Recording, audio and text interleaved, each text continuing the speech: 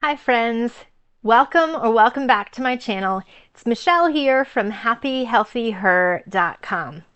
And in this week's compassionate chat, I'm going to share what it really feels like to be an empath from my personal experience as someone who turns 50 tomorrow, which gives me a lot of life experience in this very sensitive body. And I think I'm ready to share sort of my personal take on this in hopes that it will help someone else.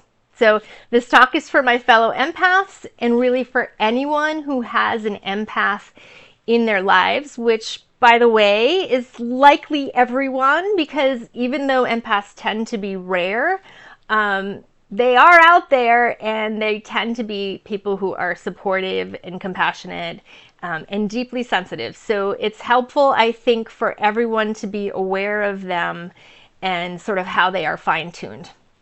So stick to the end for some common indicators of empaths that I rarely hear discussed. So to start out, all those memes you've seen are sometimes wrong. So there's lots of memes floating around the internet that talk about the traits of an empath. And a lot of times what they're actually describing are introverts. They're describing people who like to keep to themselves or don't like big crowds or maybe get overwhelmed or a bit sensitive. And so that does describe introversion, but it misses sort of the heart of what it's really like to be an empath. And I want to stress pretty heavily here that I'm not speaking about being an empath as if it's special and magical and it makes people better than other people. No, that is absolutely not what I want to convey. And I think most people who are true empaths feel very adamant about that as well. In fact, people who have empath traits rarely brag about it. Because the truth of the matter is that being an empath is really, really hard. The overarching trait is that you feel others' emotions and feelings. That's really the meat of being an empath. So you can have empathy, which is having compassion for other people. It's being able to consider another person's perspective. It's, being able to put yourself in another person's shoes, so to speak. But an actual empath actually feels the energies and the feelings of other people. Now, if you can actually envision this, it's quite overwhelming. And I shared in one of my previous videos about people not being able to make you feel anything. I'm going to link to that video below. I shared that one of my greatest awarenesses around being an empath happened during the pandemic, because I was feeling collective energies and emotions that had nothing to do with me. So that is what it really is like to be an empath. It's a deep, deep level of sensitivity. Now, one of the renowned experts in empath work is Dr. Judith Orloff. She explains being an empath in terms of mirror neurons, which make the nervous system particularly sensitive. She has a 20-question self-assessment that's mostly related to all the different sensitivities we possess. And I'm going to link to that below. If you take that, you're very likely to recognize yourself. If you show up predominantly in those questions, then you probably are an empath. Empaths tend to be sensitive to the smell, taste, food, noises, medications, group activities, because we're actually reacting to all that energy in the room. We can be overwhelmed by having too many tasks. And this all means that we have a tendency to burn out or to have fatigue. One of the things that I think is a great analogy for an empath is a canary in the coal mine. Now, if you know the story of canaries, they were used Many years ago, when miners were going into a mine, they would send a canary in first to make sure that there weren't any toxic gases. If the canary didn't come out, the canary didn't make it, then that was a sign that there are toxic gases. And the canary is a small animal, very clearly would be more sensitive than a human to those types of gases. But the reason I use this as an analogy is because empaths to me are actually a sign to the greater collective that there's some stuff going on in our food supply, there's some stuff going on in our environment, and our pharmaceuticals are a little bit suspect as well. If you have people who are reacting highly to these things, these chemicals, that should tell you something, that perhaps these things are not as healthy as we've assumed them to be. Someone like an empath is more reactive to them than your average person, but that to me is an indicator that there's something going on there, that there might be something wrong. Even in an environment like a toxic work environment, what you'll notice is people who are empaths tend to take on the burden of that environment. They get sick. They get exhausted. They want to quit because the burden of that environment is just too great. So on a collective, on a bigger, broader sense, I do see that empaths have this a little bit of a harbinger role where they're actually showing us some of the toxic situations in our environment and in our world. So one of the hardest things I think about being an empath is that the world of psychology, other than Dr. Orloff, and there are certainly other therapists like her who talk about this, but a good number of people in psychology and in therapists do not recognize empaths as valid. They say it's not a thing. They often say that it's a trauma response or that people are just hyper-vigilant because they've had years and years of abuse. Now, most empaths are really sort of stunned by that assessment because many of us can reflect on our childhoods, very, very early memories, which is what I'm about to share with you, that indicate that we were wired a little bit different than your average child, that we had empath experiences when we were really young. And yes, I suppose you could say that childhood can be traumatic. I think birth in general is traumatic.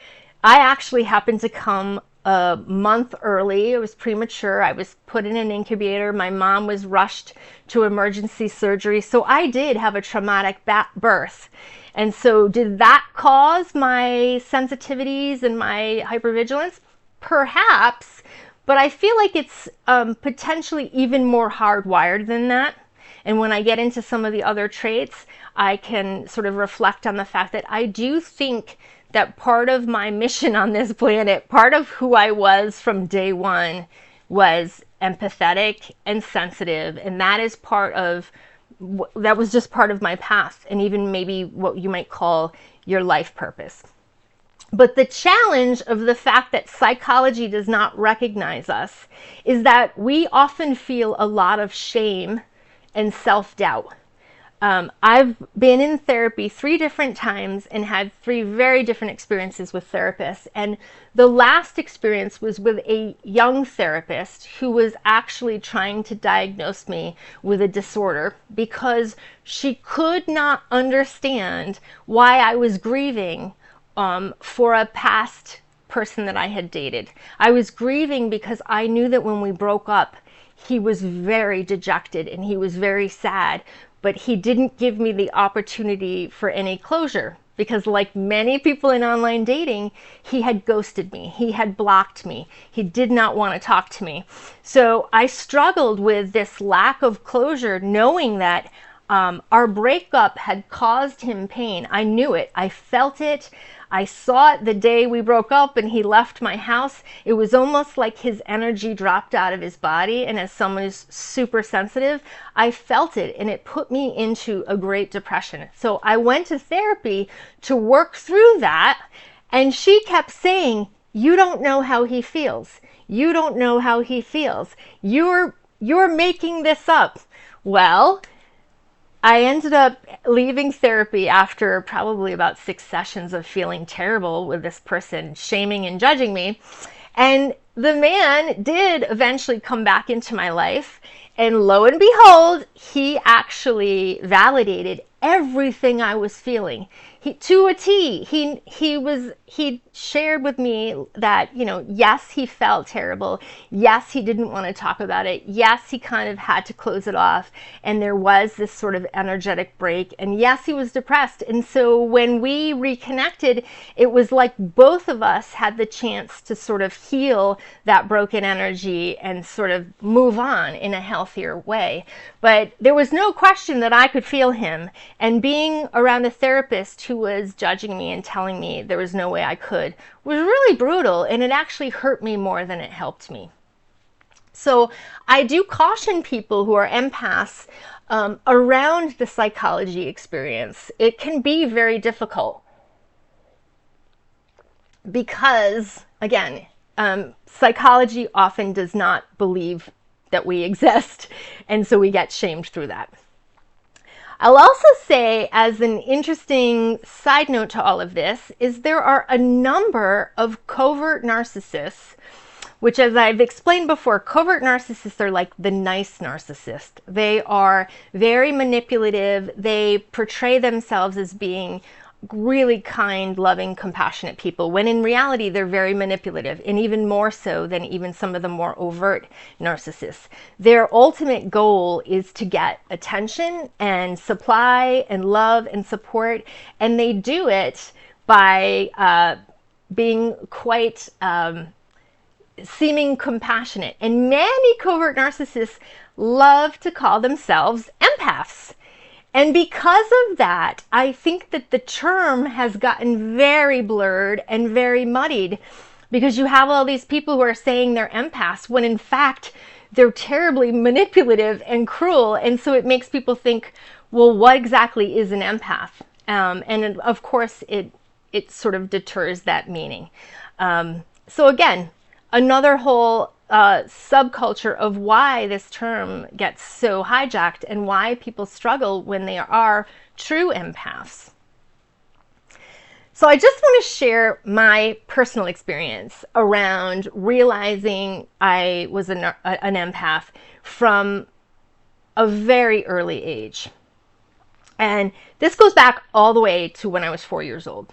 So just as an explanation of my family, I have an older sister who's 4 years older than me. So she was out in the world in school from the time I started to become old enough for awareness. So for the first 4 years of my life, I had my mom to myself, which was fantastic for a little introverted, shy empath like myself. We would have reading time, and I would get to play with my toys, and I was just thrilled. For first 4 years of life, I remember being pretty easy peasy. And then all of a sudden one day, Mom says, you have to go to school, and it's going to be so exciting, and you get to meet a bunch of new kids. And I was like, yeah, I'm not so sure about that. So my mother is very extroverted, and she couldn't quite understand why I didn't like the idea of school, but she kind of would push me out of the car and push me into nursery school every day, and I would walk in just in almost like a state of shock, as I recall. And I think, like a lot of kids, I always tried to pick the same seat. I don't know what that's all about. I'm sure it's got to be a safety or comfort thing, but I have this vivid memory of picking the same seat, and the seat faced into the classroom so I could watch everything. And that's pretty much what I did. In awe, I would just watch all the rest of the kids. And, people talk about old soul energy. I remember my experience. I remember being just like so confused by the chaos in the room and how like over the top a lot of the kids were, like hitting each other and touching each other and like just really, really exuberant, and I was very reserved, and I just was like, I don't understand what's happening. And so I kept to myself, and I was very quiet. And so the interesting thing is that we would have breakout groups at the end of the day. There were two actually nursery school classrooms. And then at the end, we would all integrate for playtime. And so I remember this one particular time, I was actually sitting at a table, a round table, with a bunch of other quiet kids. I mean, this is sort of a funny thing about introverts, shy kids, and empaths, is we gravitate toward each other. We have such a strong read on energy that we know sort of, typically, we can sort of sense who are the other shy kids, or like who feel a little bit more safe to us. So I'm sitting at a table with all the quiet kids, and we must have been coloring or something. All of a sudden, I had this awareness of like a sadness come over me, and even like a fear. And I remember turning to the little girl next to me and having this very like overwhelming consciousness that she needed help. And I looked at her, and her head had slumped down, and she was was sullen. And I look under her chair, and I realized there was a puddle. So she had clearly had an accident. And I was like, oh no. And so I get up and I go to the teacher, who I don't think I had ever interacted with. And I wait in line because she was always swamped by kids. And I very quietly, and this is what's so strange, is I remember this distinctly, that I had this feeling in me that no one can know. No one can know that she's had an accident. So I got to be really subtle about this. So I lean into the teacher and I tell her, the little girl over there had an accident. And so I'm thinking the teacher's just going to like take care of it. And I'm like, done. No, she turns to like a closet and she said, oh, okay. She grabs a little pair of underpants and like some horrible corduroys, which were probably from the Lost and Found. And she said, take her to the bathroom and help her get cleaned up. And I was like, oh my gosh, like, okay. So I go over to her and I whisper, will you come to the bathroom with me? And so I remember she's in the stall, and there were these tiny little bathrooms. Years later, because I actually went to that school, I played basketball for that same nursery school. And I remember going back to this bathroom and having like this flashback of these tiny little stalls. And I remember her being in there, and I was whispering at the door, don't worry, I sometimes have accidents at night and my mommy cleans it up.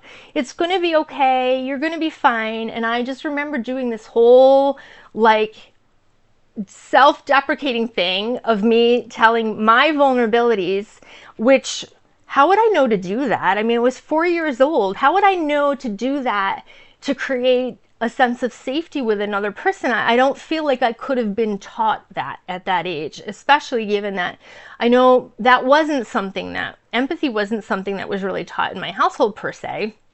So the little girl opens the door and she comes out with this big smile.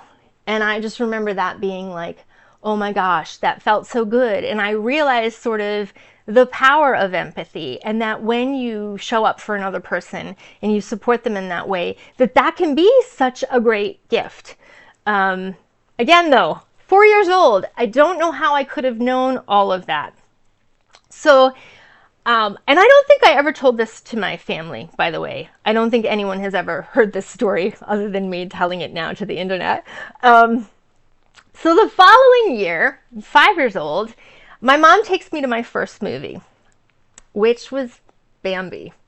And for a sensitive kid, I know all my sensitive kids are probably cringing out there, Bambi was pretty brutal.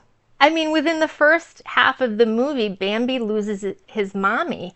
And that was so traumatizing to me. I remember just being like gutted by that film and going home, and that's when I started praying. And we were not a spiritual family. We were not religious. I was not raised with that type of thing. We did talk about religion in my family, but it wasn't like prayer was a thing that we were told to do. But I started praying. I would pray all the time in my bed. And I would talk to what I now realize was a higher power that I felt so strongly was there. My prayer was always this plead. please keep my parents safe. Because my parents had me when they were 41. And so as a precocious kid, I was very aware that they were older than other parents and that the likelihood of them passing was pretty great. And it was very scary to me. So that was always my prayer. And that, again, was my foundation. And I think a lot of empaths have a strong spiritual foundation. Whether you've been taught or not, you just have an awareness that there is a higher power that you feel. And that's how I truly feel. I can feel it in my body that there's something out there, that there's something supportive, that there's something else helping us. So flash forward a couple more years. Let's say I'm around 7 and we've just watched the Benji movie. So if you know the Benji movies, it's this adorable little dog. And in the particular movie we watched, Benji dies. I don't know if he always dies, but I do remember there being a really harsh storyline many times. As you probably know, a lot of children's programming is really traumatic and sort of bizarre what we've been put through. But the end of the movie, I am sobbing uncontrollably. And my mother's trying to console me and she's saying, Michelle, don't worry, the doggy is not in pain anymore. When you die, your spirit leaves and it's okay, there's a peace. And don't worry, the doggy is fine. And I'm like trying to catch my breath. And I said, Mom, I'm not crying for the dog. I'm crying for the little boy. And that is really the embodiment of empathy. I was sobbing because I realized that the little boy in the movie had lost his dog, and the trauma and pain of that must have been so great. So that was my emotional reaction, was about the other boy, this child who has to deal with this thing. Again, not something that I had been taught. And in fact, my mom was so confused by my reaction, as has often been my case with many adults in my life, is that I've confused people with my reaction because it's so different, I think, from the average person. So within that same sort of framework, in that same time period, I was around 6 or 7, and I was playing sports for the first time. My sister and I were on a softball team, and we were very much the underdogs. And in the playoff season, we were up for the final game. We had crawled our way up, and I remember I was so excited, and I wanted to win so bad, and I wanted to win for my coach, because my coach was a female in an all-male sport, where most of the coaches were male. And my mom had raised me to be a feminist, and I was very aware of the fact that she was treated differently from other coaches, and that our team was treated differently as well for having a female coach. And I was just like, we got to prove them wrong, and I wanted to win so badly.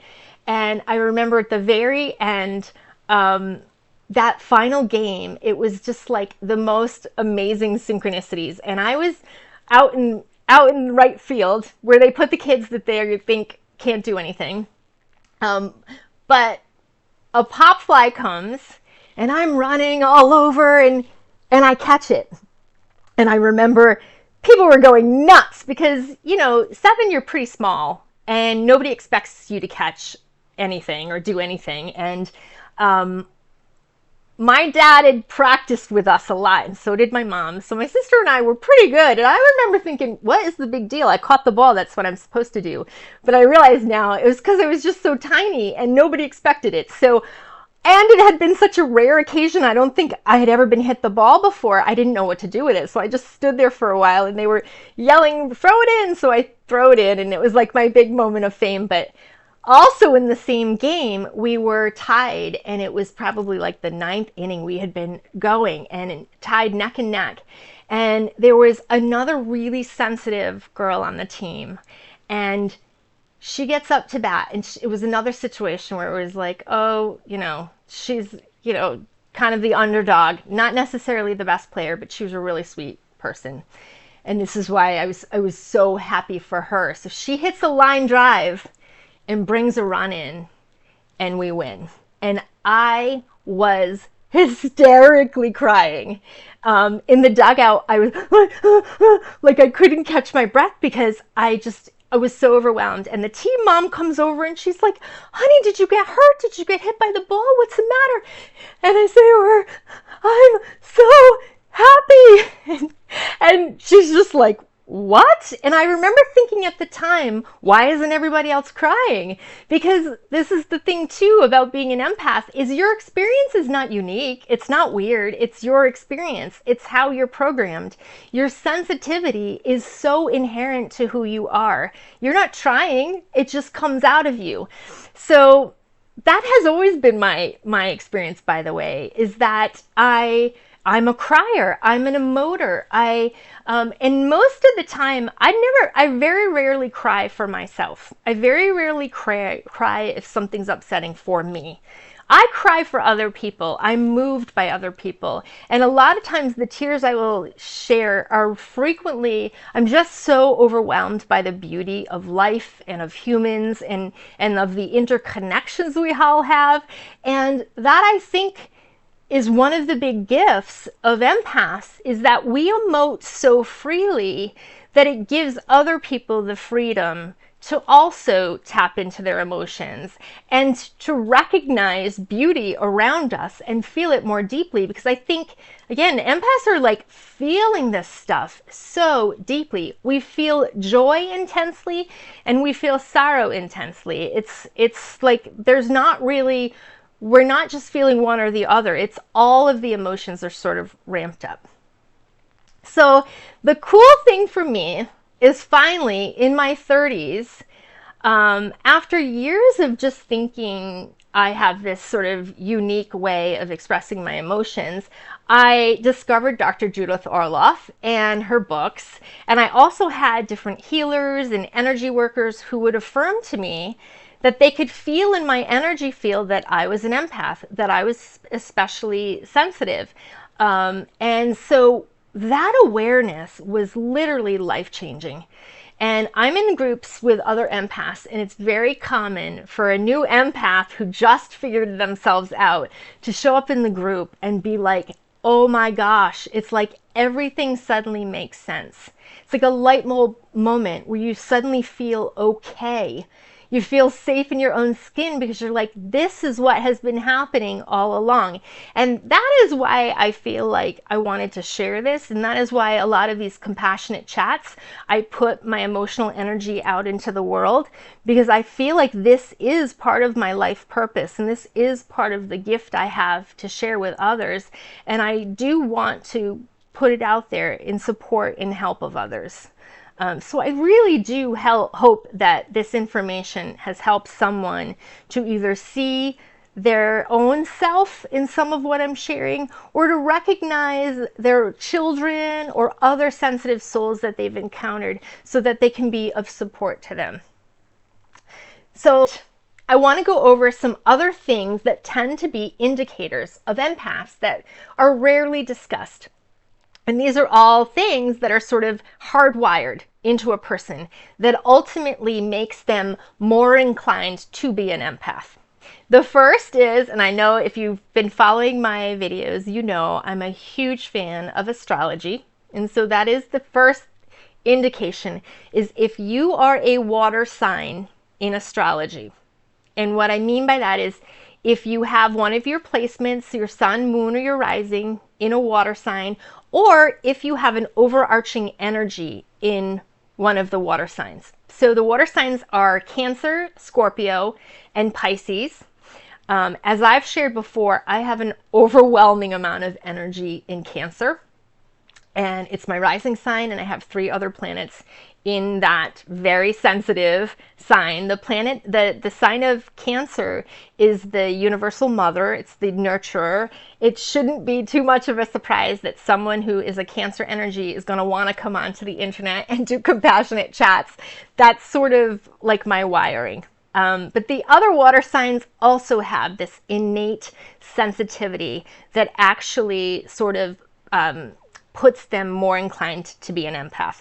Scorpios tend to be healers, and they tend to actually have a lot of psychic abilities.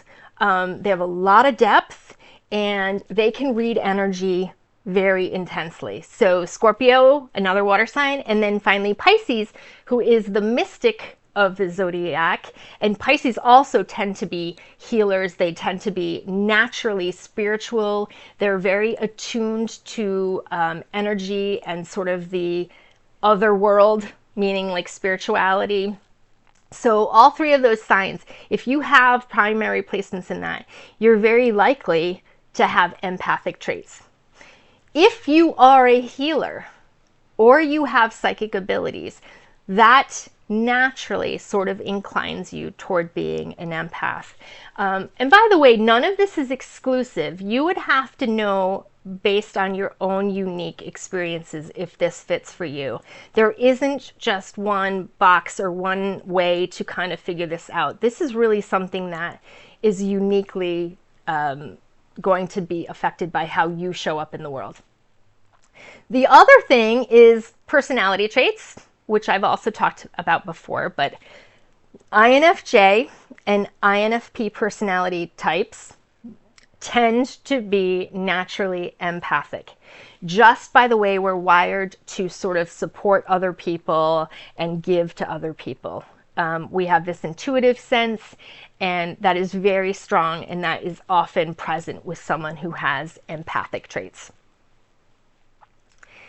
And if you are of the Enneagram 2, which is called the helper, that also by nature tends to be a precursor to someone who has empath traits. So I kind of alluded to the old soul thing, but this is another aspect that I think is very common for people who consider themselves to be empaths. They also relate to the idea of being an old soul. There's like this knowing that you have been here before. There is this intuition. There's a lot of deja vu. There's a lot of experiences where you're like, I know this, but I don't know why I know this. Or you just have a very mature nature to yourself. Like I mentioned, my 4-year-old self was almost like a 40-year-old in a 4-year-old's body. So old soul energy is very common with people who are empaths. Now the last two traits are not so great. I say they're not so great because they're hard. They're really hard, and they're sort of outliers of an empath's natural gifts. So the first is having an autoimmune disease. If you have autoimmune disease, I think that you want to consider your own personal sensitivities, because an autoimmune disease is basically your body turning on itself. And when we are deeply sensitive and we're in a world that is shaming us for being sensitive, it's very common for us to turn on ourselves. We doubt ourselves. We think we're weird. And when you do that enough, energetically and biologically, your body can start to change. I have shared that I have 3 autoimmune conditions. They got rapidly worse when I was in a emotionally abusive relationship with a covert narcissist. So it's very clear to me that my body's sensitivity ramped up and turned on itself. Now that I am not in any of those toxic or emotionally abusive types of relationships, I'm in remission. I am much better. I still experience a lot of fatigue. I still experience sensitivities, but I am otherwise quite stable and healthy. Now, the other piece of this that's really difficult is codependency. People who are empathic often end up as codependents, and this makes total sense if you understand both different situations. So codependency is usually just referred to as people pleasing. But in a bigger sense, I would say my experience with codependency is not just pleasing people. It's also really, really wanting other people to be happy and healthy and supported. It's truly like a love of humanity in my particular experience. I think a lot of people label codependence and they act like it's this terrible dysfunction that you just want to people please, you just want to manipulate people to like you so that you fit in and you get along. And many of the codependents I know are not actually like that. They're not trying to manipulate. They're just trying to survive. And they're using all the tools that they possibly can. And people pleasing happens to be one of them that makes it feel like we're safer and we're more supported in our environment. So any of those things, I actually think can be sort of an indication that you might be an empath. I am also going to link to Judith Orloff's 20-question self-assessment below. So if this is something you really want to dig deep into and figure out if this fits you, I give you that option. So as always, I really hope this was helpful, and I really appreciate you being with me. I am so grateful to all of you who have subscribed and are supporting me and watching my channel. I mean, I'm a Leo sun. Leo suns like to create, and this is such a gift to me that I get to create and put things out into the world and actually have people watch it and comment and like and subscribe. So thank you, thank you, thank you for doing that. If you've enjoyed this, please do that today. Please give me a thumbs up. Please go ahead and subscribe. It would be the best birthday present you could actually give me. And again, to all my people who have already done that, I thank you very much. And I really appreciate you being here with me. As always, I wish you happiness and good health. And again, I thank you for being with me.